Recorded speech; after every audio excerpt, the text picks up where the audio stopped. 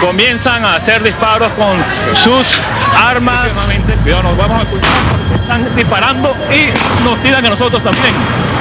Esta es la situación que está viviendo el centro comercial Los Ananos. Al decirles que hemos tenido que asumir esta dura responsabilidad de suspender las garantías en el país, lo hacemos en su beneficio. Y al propio tiempo decirle que estas medidas duras en el campo económico que estamos haciendo, lo hacemos en su beneficio, que esto es lo que va a permitir que realmente logremos el bienestar para todos los sectores de la comunidad.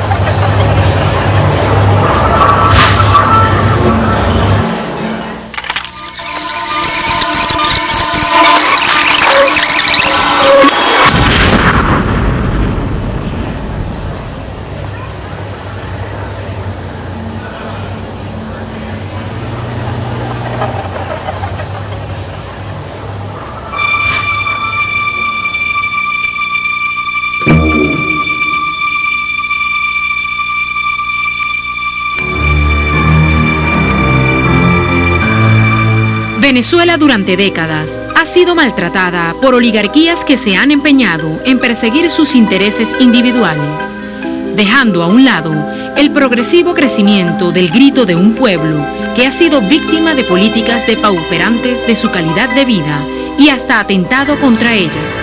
Después del Viernes Negro, Venezuela entró en un proceso de depauperación de la calidad de vida de los venezolanos, de constantes promesas de mejora en la calidad de vida de la gente que eran incumplidas por los gobiernos de turno. En esa época la hegemonía política tenía dos partidos que eran los fundamentales, Acción Democrática y COPEI.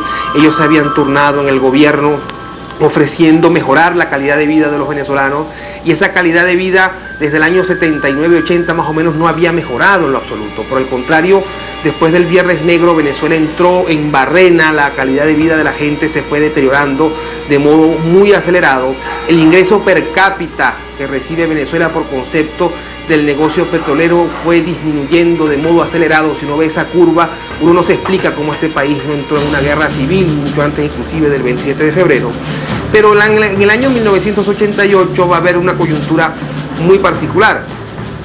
El hombre que había encarnado la gran Venezuela esta de los años 70, esa Venezuela de esa inmensa borrachera de petrodólares que nos consumimos los venezolanos de modo pues absolutamente disparatado durante esa década, se vuelve a ofrecer como una opción, vuelve a lanzar su candidatura presidencial.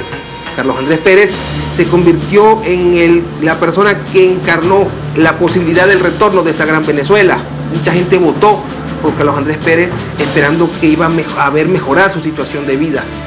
Esa expectativa popular, en un momento en el que la sociedad venía de una década o un poco más de crisis económica y de reiterada disminución en su calidad de vida, en el acceso que tenía la gente a los bienes fundamentales de subsistencia, va a entroncar con una coyuntura en la que se vota por un hombre para que me retorne a mí a la gran Venezuela, esa que yo viví en los años 70 y que se me fumó en el camino. Desde el año 1987 ya se veía venir lo que ocurriría el 27F, debido a las reiteradas protestas con final violento que se daban por toda Venezuela. Los estudiantes se alzaban por alguna razón. Los trabajadores del sector público exigían aumento de salario. La promesa de la cancelación de la deuda externa por parte de Lucinchi se contradijo en su efecto. Blanca Ibáñez, amante del presidente de ese entonces, ejercía poderes similares a los de un presidente. La Sociedad Interamericana de Prensa protestaba por la poca independencia que podían tener en el ejercicio del periodismo. No se podía criticar al gobierno porque estaban sujetos a la manipulación económica de los dólares preferenciales que permitían mantener el medio de comunicación. En este clima, las columnas de periodistas críticos de la época, como José Vicente Rangel, dejaron de salir provisionalmente. De esta manera, se manejaba la democracia en Venezuela. Yo fui de aquella generación que llamaron la generación boba, pero una generación que fue víctima, por supuesto, de una educación preparada por una cuarta república consumista y neoliberal, y que en el 74 había mucho dinero en la Venezuela petrolera, pero cuando me tocó a mí ser el joven que le diera la pauta a Venezuela, estábamos en un Viernes Negro. Entonces, nosotros recibimos una herencia mucho más allá de aquellos demócratas que empezaron después de Punto Fijo. Viene el gobierno de Rómulo Betancourt, gobierno que hizo relaciones internacionales, negoció el petróleo, pero sobre todo instauró un gobierno de Estado, un gobierno poderoso, totalitario, y que sobre todo hacía algo que no hacían antes, que era reprender al pueblo, someterlo y obligarlo a seguir las líneas. Quien no era deco no era venezolano. Eso era un planteamiento. Y esa famosa frase de con los adecos se vive mejor. Yo fui herencia de esa cultura, y por esa cultura se fue acumulando en toda la juventud venezolana, hombres que hoy tenemos 45, 50, 40 años, fuimos la juventud de ese tiempo, de los tiempos de aquella insurrección popular del 27 de febrero.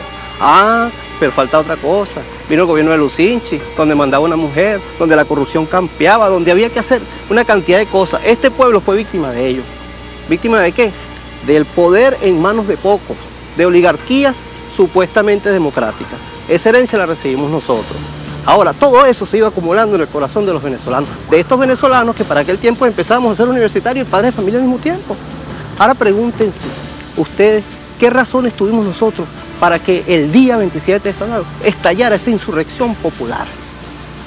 Esta insurrección que quisieron catalogarla de vándalos, de delincuentes, de hordas. No fue así, señores.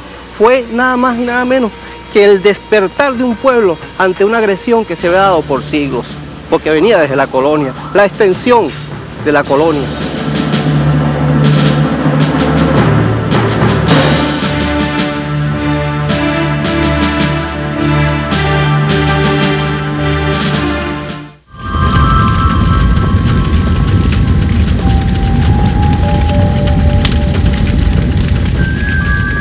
El 27 de febrero de 1989 es una fecha grabada en la mente de los venezolanos. Fue el día en que los pobres, 80% de la población venezolana, bajaron de los cerros y protestaron masiva y espontáneamente contra la grave crisis política y económica que afrontaba la nación. Carlos Andrés Pérez iniciaba su segundo mandato y anunció la puesta en marcha del famoso paquete económico, un conglomerado de medidas neoliberales comprometidas con el Fondo Monetario Internacional. Las medidas que anunció el país en materia económica no pueden estar desligadas de decisiones dirigidas a fortalecer la calidad de la vida y a preservar el ingreso real de las mayorías nacionales. Estoy persuadido de que no habrá vacilaciones ni titubeos en el camino que impone la construcción de la Venezuela moderna. Seguro estoy de la comprensión y el esfuerzo unitario, concertado y solidario de todos los venezolanos sin ningún tipo de discriminaciones. No los defraudaré. Fortaleceré con mi vocación de servicio y la de mis colaboradores la confianza que Venezuela ha puesto en mí. Venezolanas, venezolanas, ustedes y yo, todos, estamos orgullosos de ser venezolanos. Venceremos las dificultades. Manos a la obra. Traducción: mayor pobreza y miseria para el pueblo venezolano. El Fondo Monetario surge después que termina la Segunda Guerra Mundial, por parte de una iniciativa llevada a efecto por parte de los países desarrollados para ayudar o coadyuvar al proceso de desarrollo económico de los países menos desarrollados. Pero las medidas económicas del año 89, esta que es la otra cosa a la que nos vamos a referir, el paquete de medidas económicas suponía la reducción del Estado, suponía la minimización de la acción del Estado, suponía la reducción de la capacidad de incidencia del Estado en la sociedad venezolana. Y ese atentado en contra del Estado que suponía en ese conjunto de medidas, en mi concepto no era otra cosa que atentar contra la capacidad de la sociedad venezolana de transformarse, porque nosotros los venezolanos le debemos al Estado desde el mapa que tenemos hoy día hasta el resto de las instituciones. Es decir, el mapa de Venezuela hoy día se lo debemos a Carlos III. En 1777 unió unas provincias que dependían unas de la Real Audiencia de Santo Domingo y otras del Virreinato de la Nueva Granada, y las fundió en una sola dependencia, en una sola capitanía general.